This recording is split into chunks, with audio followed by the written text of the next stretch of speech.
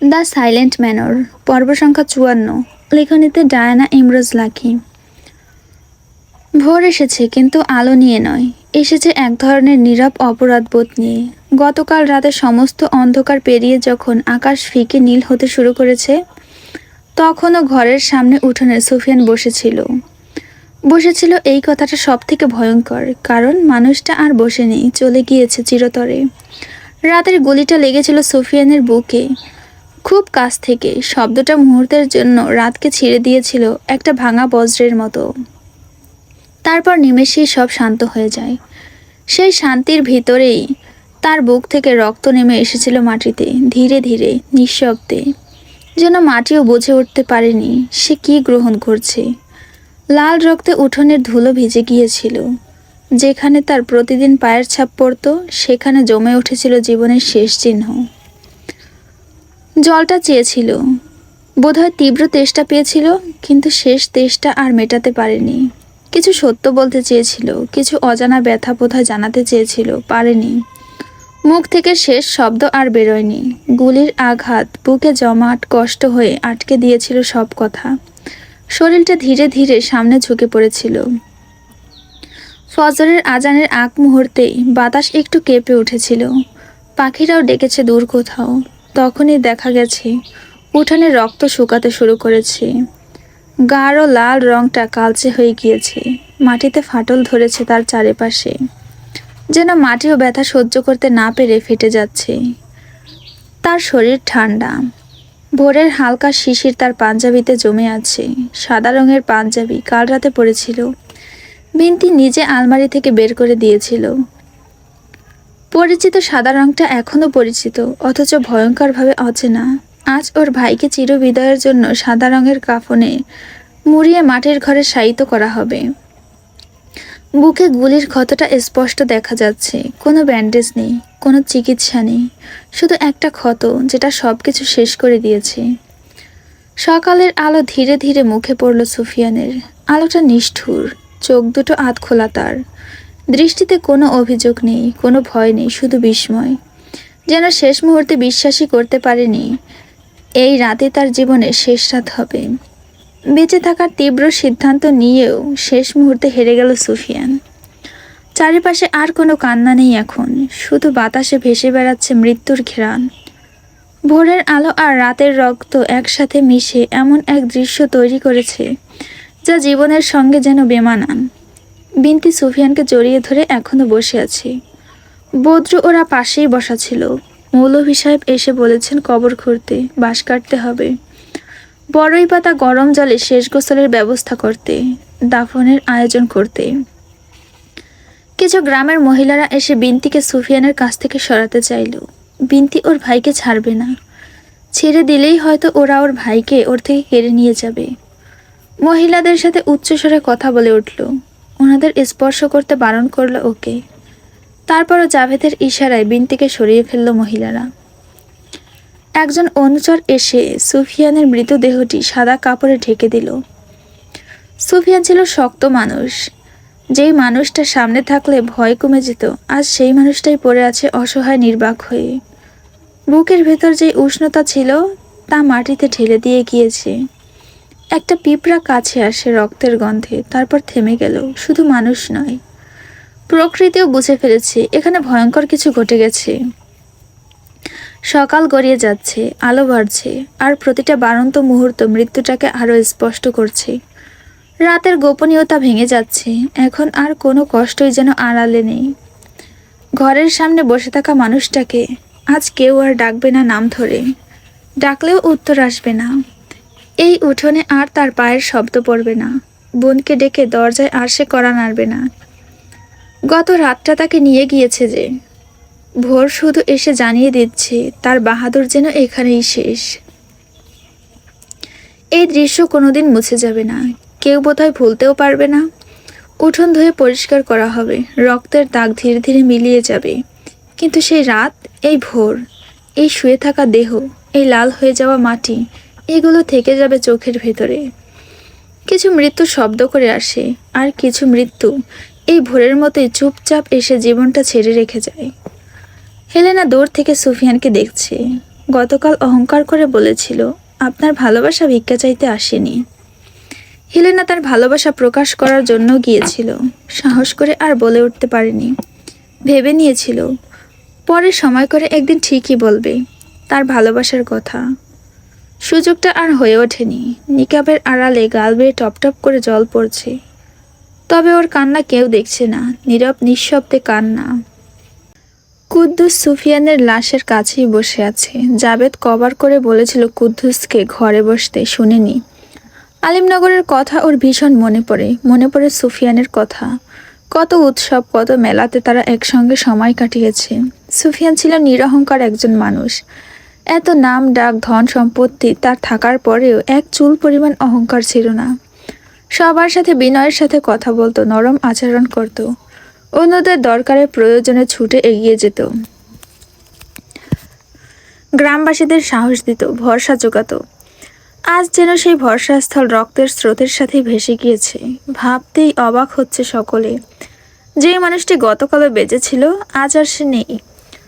রশিদ তালুকদার ঘরের সামনে বসে আছেন। উনি অনুতপ্তের আগুনে জ্বলে পুড়ে ছারখার হয়ে যাচ্ছে। রাগে আক্রোশে সত্যটা না জেনে নিজের সন্তানের হত্যার প্রতিশোধ নিতে নিরপরাধ সুফিয়ানকে মেরে ফেলেছে। মানুষটি তার মেয়েকে ভালোবেসেছিল, ওকে ঘিরে বাঁচতে চেয়েছিল, পারেনি। সিলমান হায়দার তার প্রাণপ্রিয় বন্ধু ছিলেন। শত স্মৃতি তার এখনও জমে আছে। একদিন সিলমান হায়দার বিপদে পড়েছিলেন, শত্রুদের কবলে। সময়টা ছিল রাত। দুর্ভাগ্যবশত সেদিন সিলমানের সাথে কোনো অনুচর ছিল না। চারিদিক থেকে অজস্র আক্রমণকারী এগিয়ে আসে। সিলমান দিকে হারিয়ে ফেলে। মৃত্যুর সময় গুনতে ছিল, ঠিক সেই মুহূর্তে রশিদ উপস্থিত হয়েছিলেন দূত হয়ে। সিলমান হায়দারকে বাঁচিয়েছিলেন। সেদিন রশিদ আদিবের বিয়ের প্রস্তাব নিয়ে গিয়েছিলেন। সিলমান শত্রুদের হাত থেকে বেঁচে রশিদের কাছে কৃতজ্ঞতা প্রকাশ করেছিল।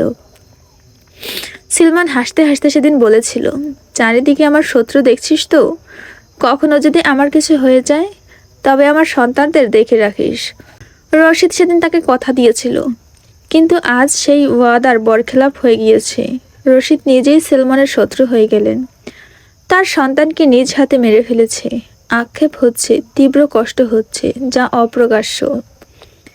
বিনতি সুফিয়ানের দেহটার দিকে তাকিয়ে আছে। ওর কান্না যেন আর থামবার নয়। নিজের চোখের সামনে ভাইয়ের মৃত্যু বোনের সহ্য হওয়ার নয়, ওর হচ্ছে না। বুকটা ফেটে যাচ্ছে চাপা আর্তনাদে। চারিপাশে সবাই সুফিয়ানের শেষ বিদায়ের আয়োজন করছে।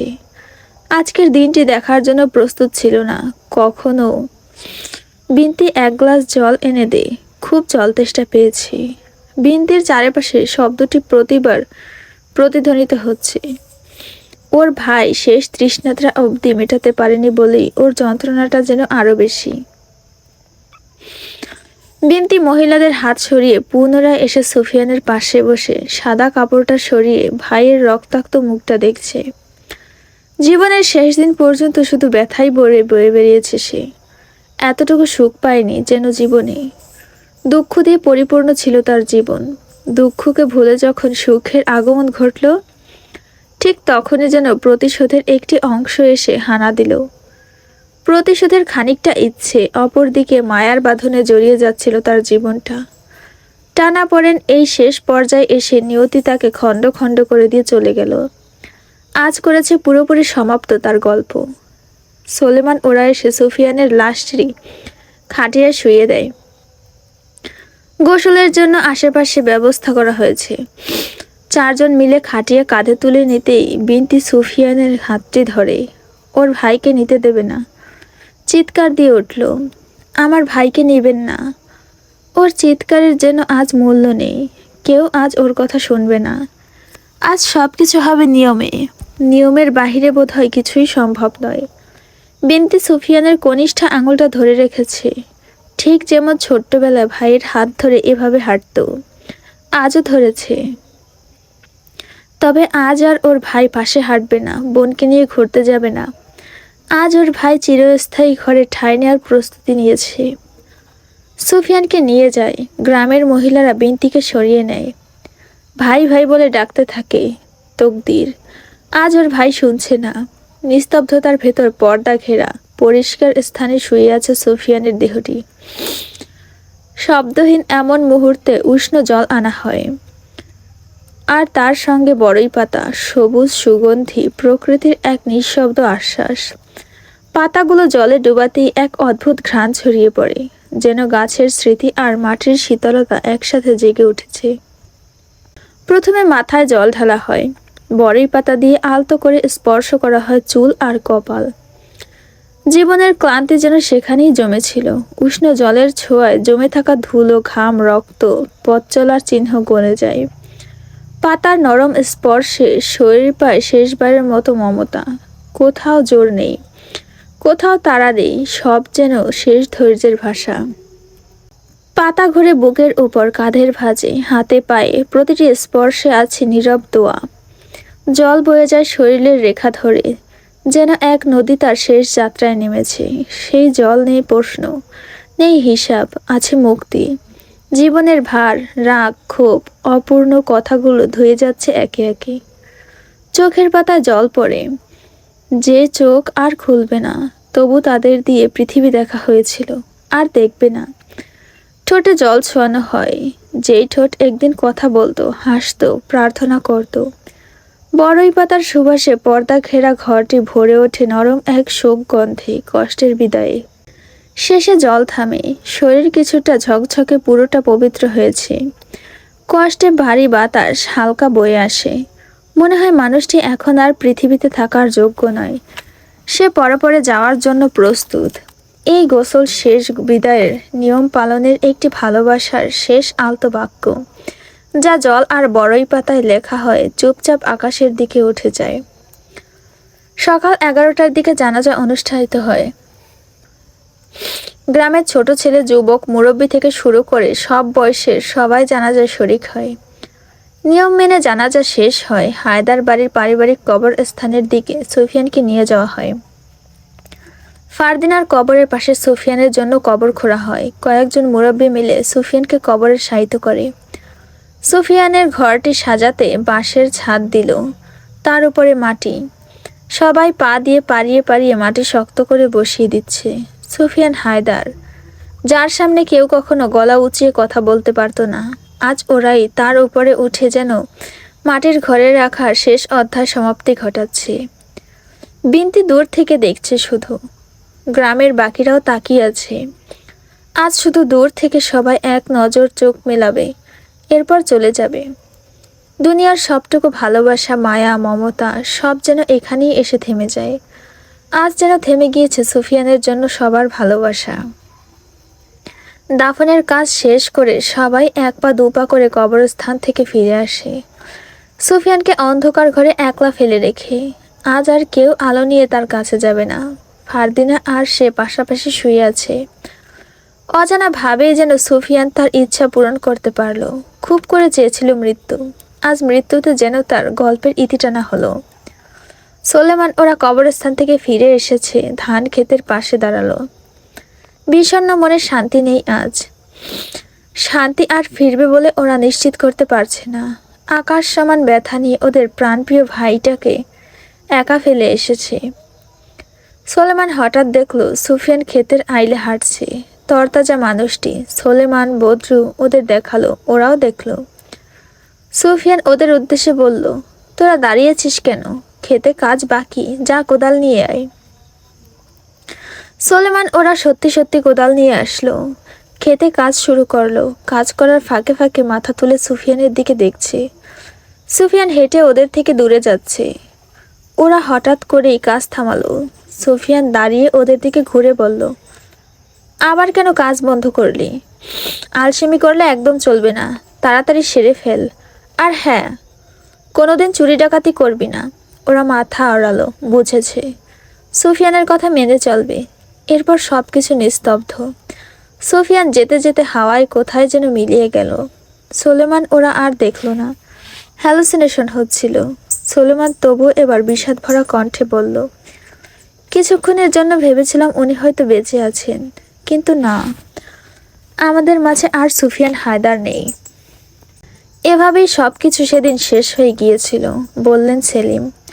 উনি থেমে থেমে কেঁদে উঠছেন ভাঙা গলায়।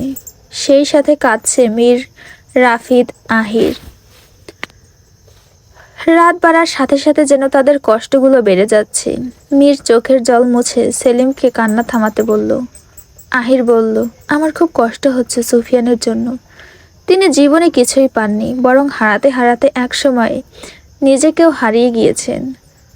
কত জমা কষ্ট ছিল ওনার ভেতরে।